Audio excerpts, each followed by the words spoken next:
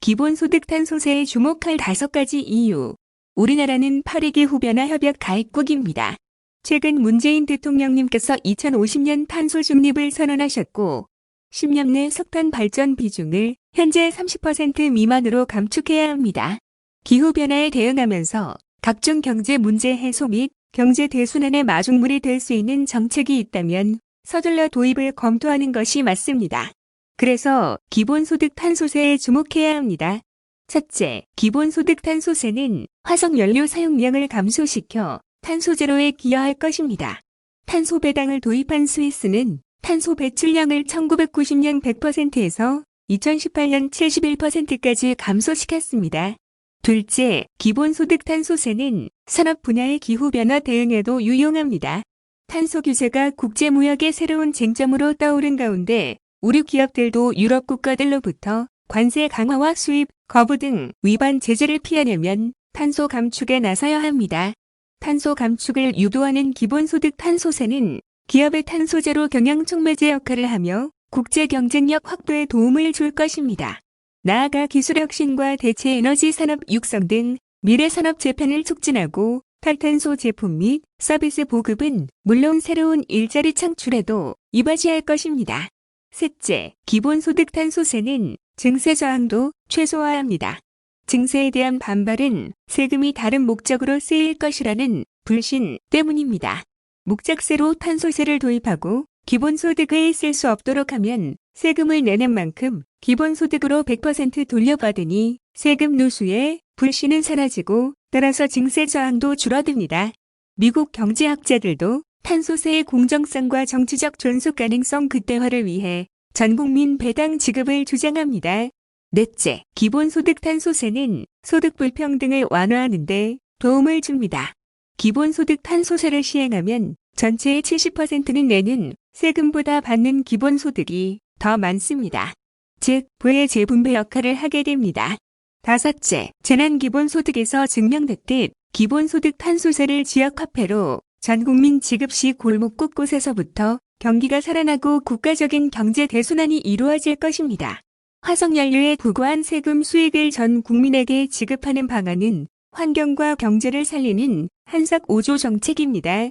모든 국민이 건강한 환경에서 경제적 기본권을 누리며 살아갈 수 있도록 정부와 국회가 기본소득 탄소세 도입 논의에 나서주길 기대합니다.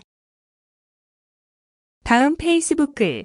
김광두 교수님의 정체성은 제이노믹스 설계자가 아니라 박근혜 경제교사입니다. 경기도의 기본주택은 분양광풍으로 투기광풍을 불러일으키는 로또 분양을 장기 공공임대 주택으로 전환하자는 것입니다. 경기도가 시행하며 수도권 확대 시행을 요청한 토지거래 허가제는 외국인과 법인의 주택 취득만 제한하는 것입니다. 상대방의 주장을 정확히 이해한 후 비판하는 것은 학자의 기본 수양과 양심에 관한 문제입니다. 상대 주장을 왜곡하여 비난하는 것은 학자가 아니라 구태 정치인의 몫입니다. 김 교수님이 교수한 박근혜 정부의 경제정책이 왜 실패했는지, 김 교수님이 왜 문재인 정부의 경제정책에서 이탈했는지 이제 조금 이해가 될 듯 합니다. 다음은 경기도 공공배달앱 배달특급 뉴스입니다. 경기도 공공배달앱 배달특급의 가맹 신청률이 고공행진 중이다. 경기도 주식회사는 배달특급 시범지역인 화성, 오산, 파주의 가맹 신청이 4,516건을 기록하며 초기 목표치 3,000건의 150%를 넘겼다고 9일 밝혔다.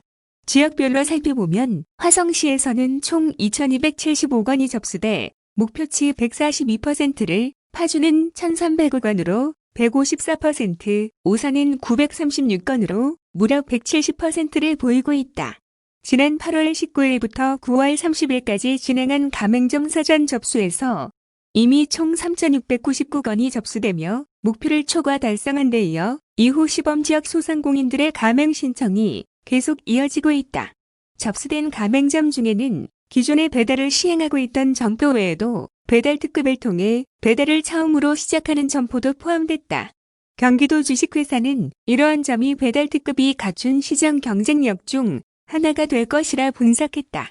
배달앱 시장에 성공적으로 안착하기 위해서는 실질적인 소비자 혜택과 가맹점 최대 확보가 기본 조건으로 꼽힌다.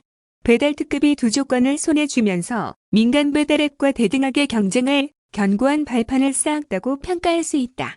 가맹 신청이 매일 목표치를 경신하며 고공행진하는 이유는 시범지역 소상공인들의 배달특급 필요성에 공감한 점이 주요하다. 최근 민간 배달앱이 사실상 독과점 시장을 형성해 높은 광고비, 수수료를 부과하면서 소상공인들 사이에서는 많이 일해도 벌어들이는 것이 적어졌다라는 불만이 터져 나오고 있는 상황이다. 이런 상황에서 배달특급은 민간 배달앱을 견제하고 이를 통해 공정한 배달앱 시장 형성에 목표를 두고 있다는 점이 긍정적 평가를 받고 있는 이유로 분석된다. 특히 배달특급은 경기도 추진하는 디지털 뉴딜의 대표적인 사업으로 지역 화폐와 연계해 우리 경제의 모세 혈관이라 할 수 있는 지역 상권을 살리는 역할을 할 예정이다. 11월 중 서비스 개시를 앞둔 배달특급은 민간 배달앱 대비 매우 저렴한 수수료를 앞세워 소상공인 부담 줄이기에 나설 계획이다. 다음은 극저신용대출 뉴스입니다. A씨는 실직 후 코로나19의 영향으로 취업을 하지 못해 통신비, 월세 등을 연체하며 일시적인 경제적 어려움에 처했지만 경기 극저신용대출을 통해 50만 원을 얻어 통신비와 월세 일부를 낼 수 있었다. 대출 이후에도 꾸준한 구직활동으로 일자리를 얻은 C씨는 정기적인 소득이 발생하자 대출금 50만 원을 조기 상환했다. C씨는 50만 원이라는 소액일지라도 실업 상태로 급전이 필요하던 시기에 신속하게 지원받아 어려운 상황을 극복할 수 있었다며 감사를 표했다. 경기도가 코로나19로 생계가 어려운 저신용자에게 긴급 생계자금을 지원하는 경기 극저신용대출 사업을 추진 중인 가운데 자금을 빌려간 지 5개월도 안 돼 돈을 상환한 사례들이 나와 화제다. 10일 경기도에 따르면 10월 말 기준 경기 극저신용대출 조기 상환자는 모두 75명이다. 74명은 50만 원 소액 대출자였으며 나머지 1명은 300만 원 대출자였다. 해당 대출은 모두 상환 만기 기간이 5년으로 말 그대로 돈을 빌려갔다가 바로 돌려준 셈이다. 경기 극저신용대출은 신용등급 7등급 이하 도민에게 연 1%이자 5년 만기로 50만 원을 무심사 대출해주는 사업으로 심사를 거치면 300만 원까지 가능하다. 도는 올해 500억 원의 예산을 확보해 지난 4월 1차와 7월 2차 두 차례에 걸쳐 경기 극저신용대출을 실시했으며 1차 36,598명과 2차 15,877명 등 총 52,475명에게 322억을 지원했다. 이병우 경기도 복지국장은 경기도가 극저신용자를 대상으로 무심사 대출을 한다고 했을 때 일부 돈을 떼이거나 도덕적 해이 우려가 있기도 했다면서 대부분의 서민들은 위기의 순간을 넘길 수 있는 조그만 지원이 필요한 경우가 많다. 도민들의 선의를 믿고 사업을 계속해서 추진할 계획이다라고 말했다. 경기도는 사업 효과성 분석을 위한 만족도 조사 실시, 사회적 배려 계층을 위한 특화사업 추진 등 올해 사업을 세밀히 분석하고 재정비해 2021년 사업을 추진할 예정이다. 한편 경기도가 1차와 2차 대출 신청자를 대상으로 사용 용도를 조사한 결과 1차의 경우 생활비를 목적으로 신청한 비율이 89.7%, 주가비 2.8%, 기존 대출금 상환 2.7%, 의료비 1.5%로 나타났다. 2차 역시 생활비 비중 78.7%, 각 가장 컸으며 주거비 6.3%, 대출금 상환 5.2%, 의료비 4.0% 순으로 나타나는 등 긴급 자금 성격이 많았다. 10월에 진행된 3차 사업에는 6,500명이 신청했다. 도는 대출 심사가 마감되는 12월 중 대출금을 최종 지급할 계획이다.